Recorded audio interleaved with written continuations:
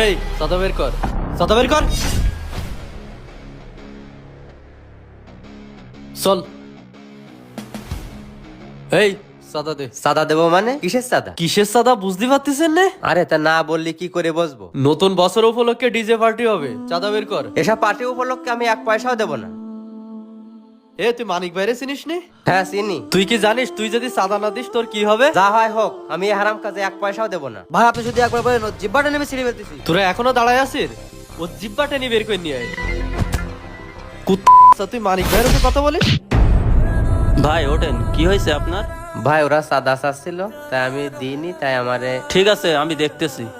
কি হয়েছে ভাই, ওনাকে মারধর করতেছেন কেন? আমরা হ্যাপি নিউ ইয়ার উপলক্ষে একটা অনুষ্ঠান করব। ওর কাছে টাকা চাইলাম, ও টাকা দেবে না। আমাদের বড় ভাইকে নিয়ে আজে বাজে কথা বলতেছে। ভাই তোমরা হ্যাপি নিউ ইয়ার পালন করবা? যে উৎসব কাফের মুশরিকরা পালন করা, সেই উৎসব তোমরা পালন করবা?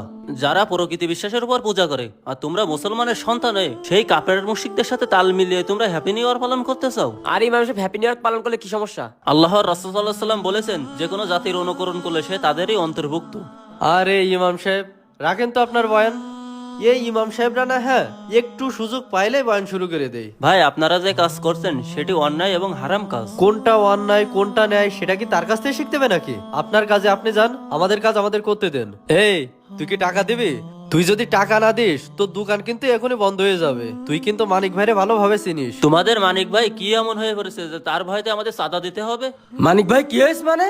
মানিক ভাই চাইলে তো জিব্বাটা নিয়ে ছিঁড়ে ফেলে দিতে পারে। পারলে তোমার মানিক ভাইরে বলো আমার জেবেটা কেটে নিতে। এই একটু বেশি কথা বলে না? আজকের পর থেকে কাউকে একটি পয়সাও চাঁদা দেওয়া হবে না। আর শোনেন দোকানদার ভাইরা, আজকের পর থেকে কেউ যদি চাঁদা নিতে আসে, কাউকে একটি পয়সাও চাঁদা দেবেন না। যে চাঁদা নিতে আসবে কঠোর হাতে প্রতিহত করবেন। হ্যাঁ, মানিক ভাইয়ের উপরে কথা।